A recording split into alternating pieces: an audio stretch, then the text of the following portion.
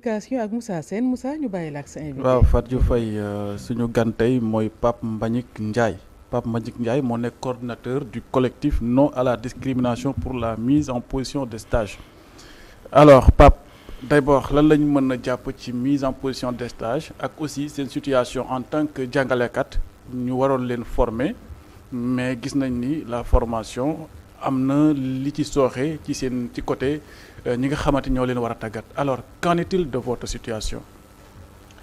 Merci Moussa Sène si invitation bi alors aujourd'hui dama fi ñëw pour représenter mes collègues qui sont dans cette situation bi donc je fais l'historique parce que le ministre de l'Éducation nationale moom moo lancé woon pour une formation universelle des enseignants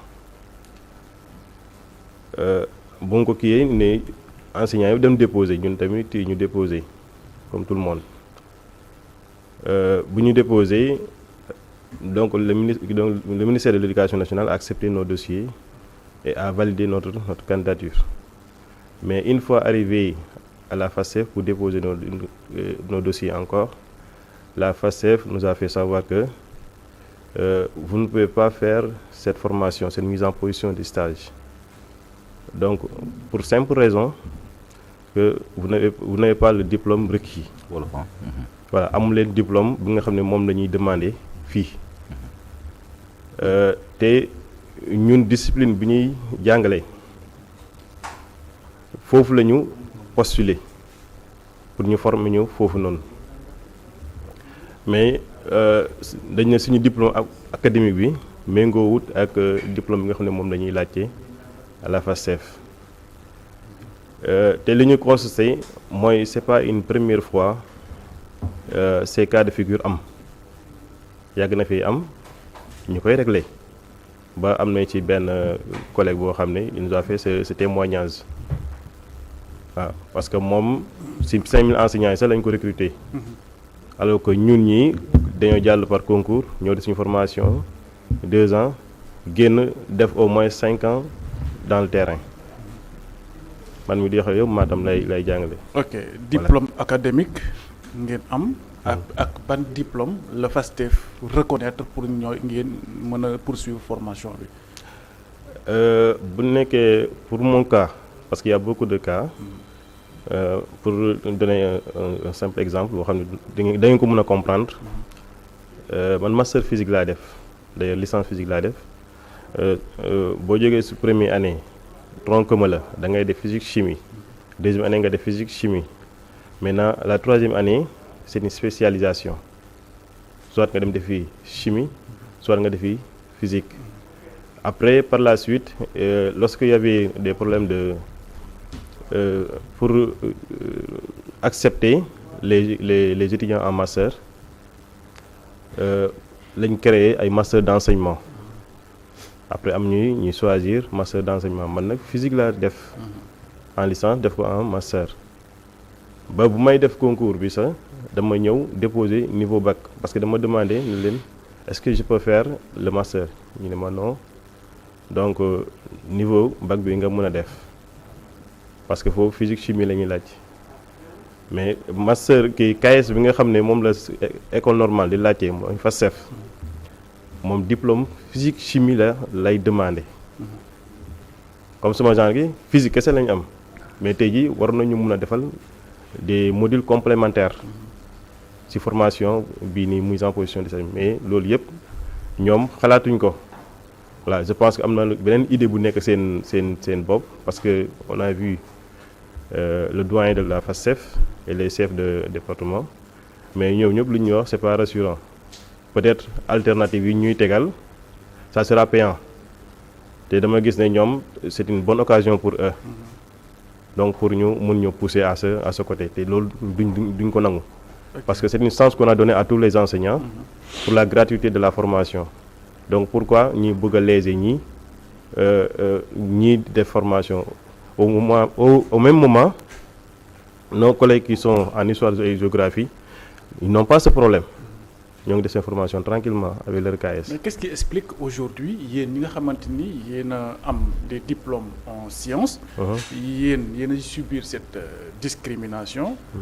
Contrairement ak ñi nga xamante ni ñoo am les diplômes en littérature comme ay lettres.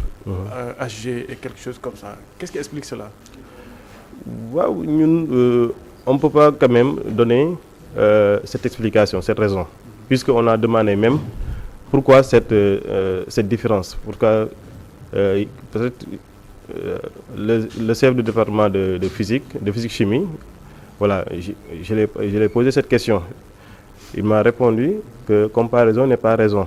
Je lui ai dit oui, mais expliquez-moi. Mais il s'est arrêté là. Foofu la taxaw. waaw ma ne ko man je ne peux pas comprendre parce que ñii mënoo leen autoriser ñoom ñuy def formation bi avec le KS histoire géographie te ñoom master histoire lañ am wala ñi am master géographie ñun ñu am physique war a def suñ KS physique chimie ngeen yéen physique kese ngeen am donc il faudra ngeen def chimie aussi donc pourquoi cette discrimination ñun loolu la ñuy xeex. léegi ñoom lan lañ teg seen loxo ñi nga xamante ni ñooy waa FASTEF. ban proposition lañ teg seen loxo vu que dañ leen bañal cette formation kay léegi peut-être am na alternative boo xamante ni ñoom proposé nañ leen ko pour ngeen mën a def formation bi. dernièrement daal bu ñu waxtaanee ñoom li ñu wax comme alternative ñoom ils vont essayer d'écrire pour ñu defal ñu des modules complémentaires. Mais loolu sous forme de formation payante lay doon mais à distance puisque ñun ne sommes pas présentiels newuñ fi waaw ñoo ngi ci région yi di jàngale donc à distance rek la mën a doon te loolu ñoom duñ ko def gratuitement voilà d'après leur dire da ngay xam ne ñii dañoo bëgg créer benn unité de formation boo xam ni pour ces recalés là ñu accompagner leen tout en sachant que dañuy fay. waaw mais est-ce que du ressource financière boobu moo leen ci intéressé ba tax ñoom ñu privé leen formation bi nga xamante ni ça vous revient de droit. de droit effectivement man loolu laa xalaat ma ne ñii peut-être cette ressource financière là moom la ñu bëgg parce que même le doyen l'a dit nee na ñii ministère fayul leen waaw ñi defal formation nii yëpp. mise en position de stage nii yëpp ministère fayu leen voilà donc avec le nombre qu'ils ont à former maintenant il faut que ñoom peut-être ñu trouver des alternatives donc pour au moins mun a gérer seen i coono financièrement man loolu laa xalaat dama yaakaar ne ñii dañoo bëgg a dund suñu kaw. mais est-ce que loolu c'est raisonnable? voilà alors que ñun suñu droit la ñu nekk. nañ ñu former comme ñeneen ñi ñu amee droit ñu former leen. mais ñoom ministre bu leen fayul ñoom c'est pas à eux de décider que ni foog yéen ngeen jaar par la caisse pour mën a continuer seen formation quand on sait que ministre bi. moo leen yilif. donc seen formation. moo ko war a saytu. alors est-ce que loolu tamit c'est une raison boo xamante ni di palpable lu ñu teg seen loxo. non c'est pas une raison que ministre bi fayu leen peut-être fayu leen entre guillemets parce que au moins c'est tout travail mérite une rémunération loolu moom c'est clair voilà mais li ñu leen di fay moo néew quoi donc ma préciser foofu mais tey jii fayuñu leen lu ko jar mais waxtu tax ñu ñoo teg le tort. waruñoo ñun ñu teg ñu loolu voilà donc man daal je considère que loolu noonu jaaduwul. ok voilà alors li nga xamante ni. mooy seen àq ak yelleef quand on sait que yéen dañ leen war a former. les enseignants autant que vous êtes. mais chaque fois dañuy gis ni ci plateau bi am na seen naataango yi nga xamante ñëw nañu fi autant de fois. li ñuy doon jooy mooy problème mu formation comme les PC professeurs contractuels surtout endurcis. ak les chargés de cours.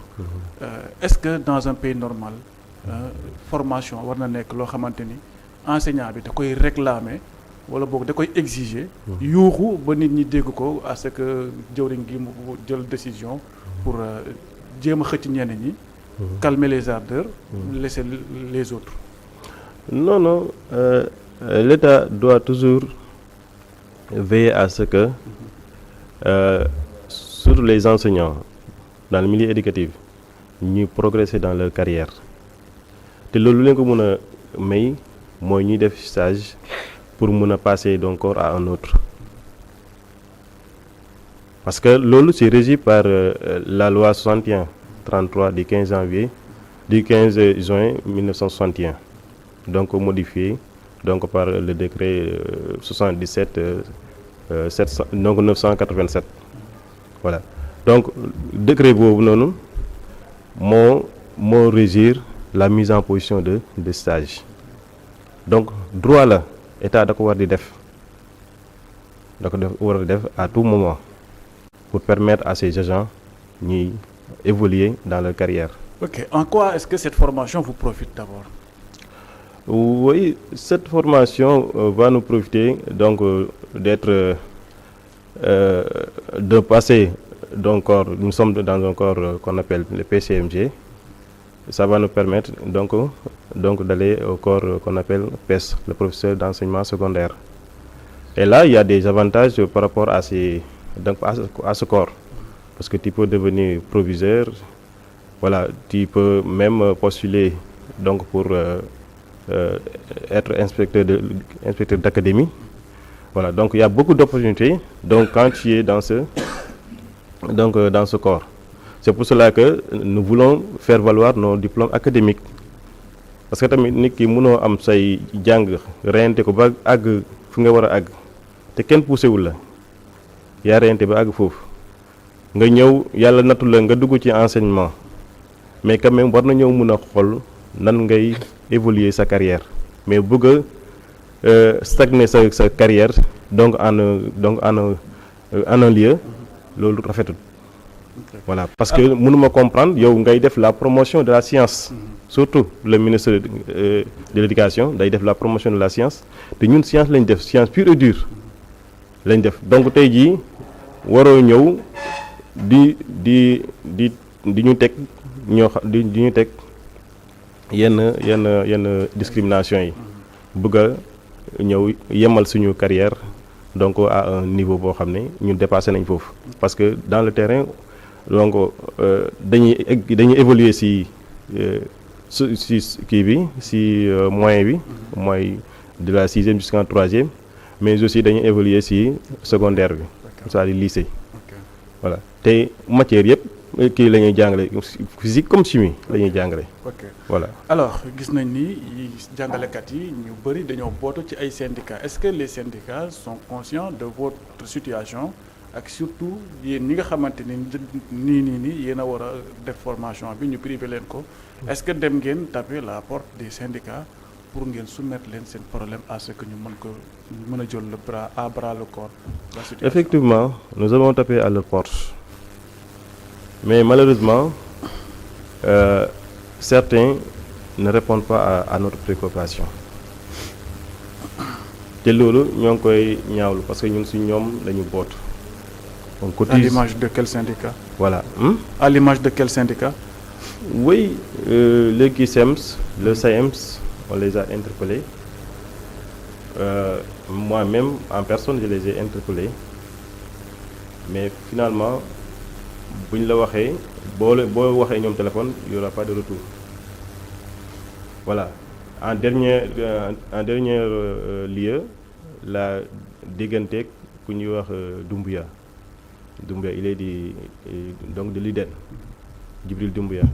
Je le salue au passage parce que moom bu ma ko contacté il m'a rassuré et aussi li ma wax neex naa dégg parce que nee na FASTEF ils n'ont aucun droit pour empêcher les enseignants de suivre leur formation ñoom ay prestataires lañ. C'est l'État qui les a mis en place là-bas pour former les enseignants. Si le ministre décide donc que les enseignants soient formés ñoom amuñ benn prérogative pour empêcher benn enseignant mu bañ a de formation. Mais est-ce que le ministre est conscient de votre situation quand on sait que moom il a validé d'abord déjà il a accepté votre... Voilà, on s'est déplacé même au niveau du ministère. On s'est déplacé même au niveau du ministère pour voir le DFC, le directeur de la formation continue. Mais lui aussi, il ne voulait pas bëggutoon a sori ci mbir mi.